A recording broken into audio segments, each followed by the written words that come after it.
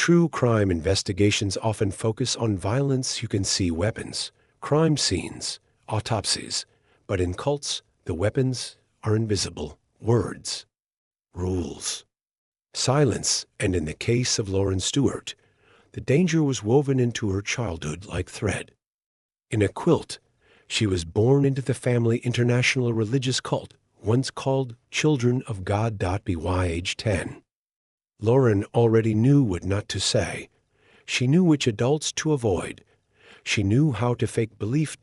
In true crime cults, silence is survival. On the outside, their commune in Paraguay looked like paradise. Simple wooden buildings, gardens, bright sunlight. Songs of worship echoing at dawn. But behind the songs were screams, the kind you weren't allowed to talk about. Lauren began to notice patterns. Children who asked too many questions were sent to training homes, isolated compounds with no contact to the outside. Some never came back. Others returned changed, quiet, distant, robotic. They called it discipline. They called it spiritual cleansing. It was child abuse. There were uncles and aunties who visited, often leaders from other branches of the cult. They smiled too much. They always asked to lead private lessons. And the adults never said no. Lauren didn't understand everything that happened behind those closed doors. But she knew it was wrong, and she began to take mental notes. People, names, patterns. She wasn't the only one. At 13, she met Esther, another girl with sharp eyes and a silent mouth. Esther passed Lauren a paper note in the laundry room, written in faint pencil. They lie. Don't believe them. You're not alone. That was the beginning of the Whisper Network, a hidden circle of teens who had grown tired of pretending.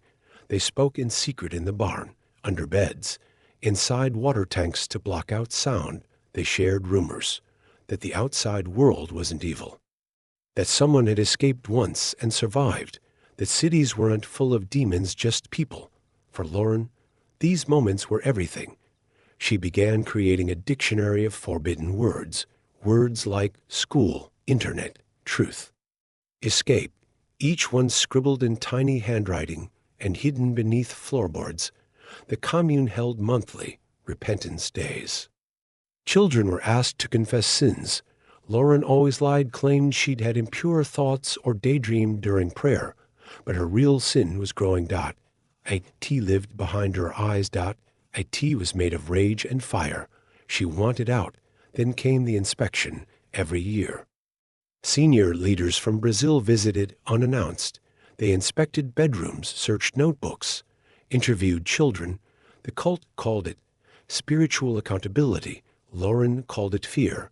On one visit, her hiding spot was found, a page torn from a biology textbook.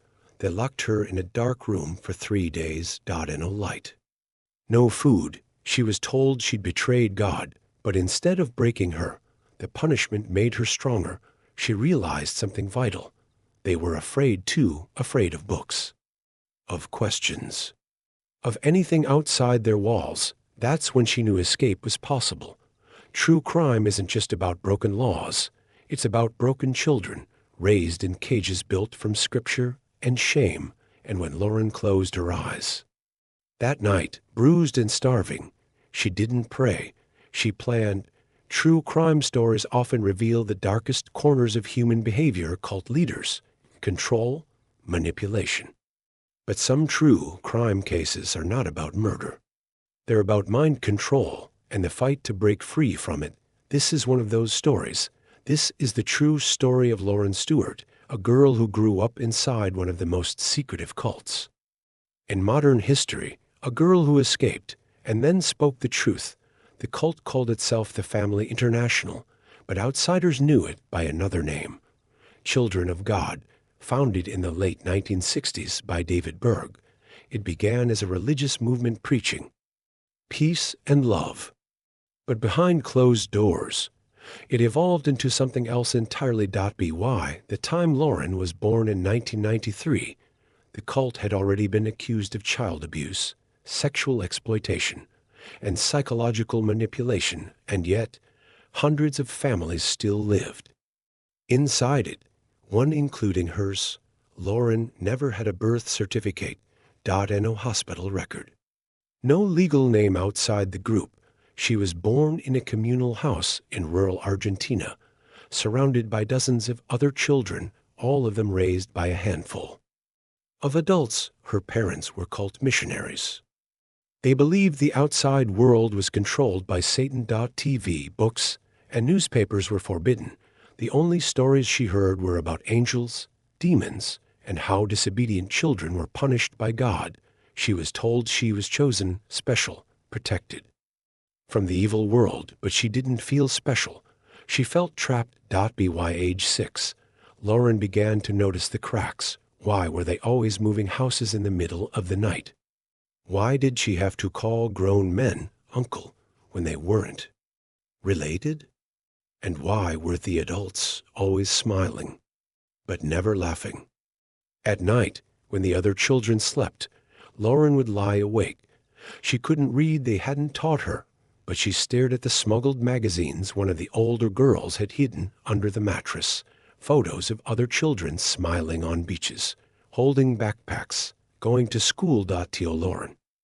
It looked like another universe, a universe where girls didn't have to pray for permission to speak, where no one was punished for asking questions, where you didn't have to memorize sermons to earn food. The abuse wasn't always physical, though sometimes it was. The real weapon was fear. Children were told that if they ever tried to run away, demons would hunt them down, that God would turn their blood into fire, that leaving meant eternal hell. But by age 10, Lauren had already made a decision, one she couldn't say out loud, one she didn't even write down. She would find a way out, somehow, someday. But escape from a cult isn't just about climbing a fence or sneaking through a door. It's about breaking free inside your mind, and that for Lauren would take years. True crime doesn't always come with bloodstains. Sometimes it hides behind smiles, inside songs within a so-called family. But make no mistake, the trauma is real, and the scars last just as long. This is only the beginning of Lauren's journey. The cult had taken her name, her voice, her freedom, but it hadn't taken her will. True crime stories often begin with a body, but sometimes they begin with a choice, a girl, a fence, a single breath in the dark. This is the story of Lauren Stewart's escape, a teenage cult survivor who risked everything to run toward a freedom she had never seen. She didn't know the way, she didn't have a map, but she had made her decision, and that night, everything changed. Lauren was 15 when she made her final plan. She had spent years surviving the lies of the family international, a cult built on scripture and silence, manipulation and fear. They had taken her education, her childhood, her name, but they hadn't taken her fire. That night, the sky over the commune in southern Brazil was moonless. The air was thick with summer heat. Inside the girls' sleeping quarters, 12 bunks stood in silence, but Lauren wasn't asleep. She lay with her eyes open, counting the seconds between the guards' flashlight sweeps. She'd memorized their pattern. Every 7 minutes, she had exactly 4 minutes to run. In her pillowcase, a piece of bread, a drawing of the world map she'd copied from a textbook scrap, and a name. Joanna. Joanna was a former cult member who had escaped 3 years before. Lauren had heard whispers that she lived somewhere in the city of Curitiba. No address, no phone number, just a name and hope. She slipped from her bed. The floor was cold and cracked. Each footstep felt like thunder in her chest. She reached the back window. It was nailed shut, like always, but she had prepared from beneath her mattress. She took the dull blade she'd stolen from the kitchen. 2 days of slow carving, hidden by a hanging blanket, and the nails had loosened. She pushed the wood open. The night air hit her like freedom. She climbed out barefoot, landing in dirt. Her lungs burned. Her hands trembled, but she didn't stop. The commune was surrounded by fencing 3 meters high, topped with wire. Lauren crawled through the garden, past chickens and locked sheds, until she reached the edge. There, she hesitated. This was the moment, the point of no return, beyond the fence, the world she had never known, cars, roads, people, danger. She had no ID, no shoes, no money, no clue what would happen, but she knew what would happen if she stayed, and so she climbed. The wire tore her dress. It sliced into her arms. She bled. Didn't stop. On the other side, she fell into tall grass. She rolled, gasping, then got up and ran through thorns, mud, trees. She didn't stop until her legs collapsed. She had no flashlight, no GPS, but she followed the only direction she knew, away. True crime doesn't always wait for sirens. Sometimes it happens in silence. A 15-year-old girl limping barefoot along a dirt road at dawn. She flagged the first truck she saw. The driver was confused, then concerned. He gave her water. She said only one word: help. He drove her to the city.at, the police station. She couldn't explain everything. She didn't know the laws. She didn't even know her legal name, but someone called social services. Someone else remembered Joanna. Within 24 hours, Lauren had shelter. Within a week, she had clothes, food, and for the first time a legal identity. But freedom isn't a finish line, not for cult survivors. Lauren couldn't sleep for weeks. She had panic attacks in supermarkets. She flinched when someone raised their voice. The cult had left her body, but it still. True crime stories often stop when the victim escapes, but for cult survivors like Lauren Stewart, the real battle begins after freedom. She had run. She had climbed the fence. She had crossed into the unknown, but nothing had prepared her for what came next. The trauma, the flashbacks, the aching silence of a world that didn't understand where she had come from. At first, the shelter felt like a miracle. There were windows without bars, books, showers, colorful walls. No prayer bells, no sermons. No one watching her sleep. But Lauren didn't feel safe. Every time a door closed, she jumped. When someone touched her shoulder, she flinched. When she looked in the mirror, she saw someone else, a girl with hollow eyes and a mind that never stopped spinning. The staff were kind, but they didn't know what to say. How do you comfort someone who was taught that speaking freely was a sin? That looking into someone's eyes was rebellion? That using her real name would invite punishment? Lauren's identity wasn't just missing, it had been rewritten. The cult had given her a different name. Now, for the first time, she chose her own. Lauren Stewart. She wrote it over and over in a notebook. At first with shaky hands, then with pride. True crime cult survivors often struggle with something invisible: post-traumatic silence. Lauren had stories inside her, but no words to explain them. She sat through interviews with social workers, therapists, even journalists, but when they asked her to describe her childhood, her throat would close. How do you describe a world where dancing is evil, where asking why gets you locked in a room, where your greatest dream is reading a school book? She started therapy. Her first sentence in session: I don't know how to be a person. One of the biggest shocks came at her first public school. She was 16, but didn't know algebra. She didn't know how to use a computer. She didn't know that people used deodorant, or what a locker was, or how to raise a hand in class. Other students whispered, laughed, avoided her. Some thought she was slow. Others thought she was faking. But one teacher, Mrs. Alvarez, saw something different. She gave Lauren a book, The Giver by Lois Lowry. It was the first story Lauren ever finished. She cried for hours after reading it. A world without color, a boy who discovers truth, a journey out of control into freedom. It was her life in fiction. Lauren began writing her own story. At first, it was just for herself, but eventually, she joined a support group for cult survivors, dozens of others like her, from all over the world. They had different cults, different rules, but the same wounds they talked about.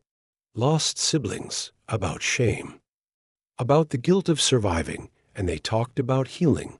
Lauren started speaking at local events. She told her story slowly, carefully. Each time, her voice got stronger. The first time she said the words, "I was abused," she trembled, but the audience didn't look away. They cried. They listened. They believed her, and something cracked open.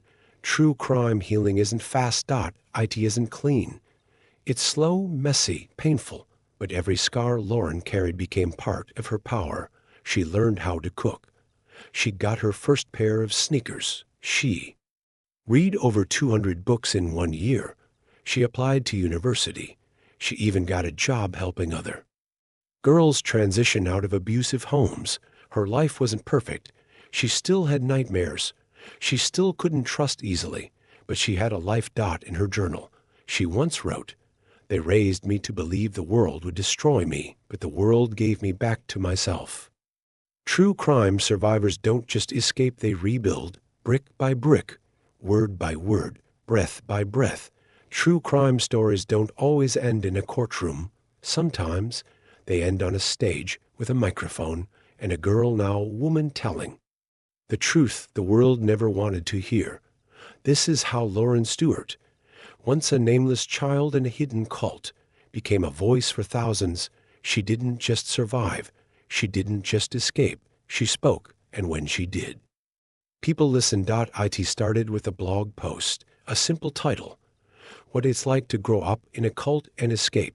She didn't expect anyone to read it, but within hours, it spread like wildfire. Hundreds of shares, thousands of comments, messages from people in Brazil, Germany, the US, South Africa. Many of them said the same thing. "I thought I was the only one." Lauren had unknowingly opened a door that had been locked for decades. Former cult members reached out, journalists, survivors of other groups, people who had stayed silent for years. Soon, she was invited to speak at a university, then a conference, then a documentary crew called. She almost said no. The idea of cameras, being on screen, showing the world her face, her scars, her memories. It terrified her, but she remembered what her therapist once told her. When you speak, someone out there breathes easier. She said yes. The documentary, released on YouTube, was titled "The Girl Who Escaped the Family International." It wasn't flashy and dramatic reenactments, just Lauren, sitting in a chair, telling the truth. She spoke of the fences, the punishments, the days she ran, the days she couldn't run. She cried once when describing her siblings still inside. She said their names, paused, then looked into the lens and whispered, "You can leave too, and you'll survive."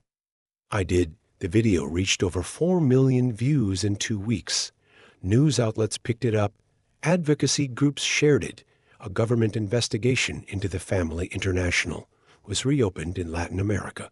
People started to remember the name. They Googled it. They read, and when they did, they didn't see just another cult. They saw Lauren, a real person, a survivor, a living reminder that indoctrination doesn't always wear robes or carry weapons sometimes. It sings lullabies. Lauren kept going. She began working with nonprofits focused on cult recovery. She helped pass legislation in her country requiring psychological support for children exiting religious compounds. She returned to school this time to study psychology. Her dream? To become a trauma counselor for other true crime victims of coercive control. One night, after giving a speech to a group of social workers, a young girl approached her. No older than 15, shaky voice, tears in her eyes. "I saw your video," she said. "Because of you, I left my group. I thought I would die, but I didn't.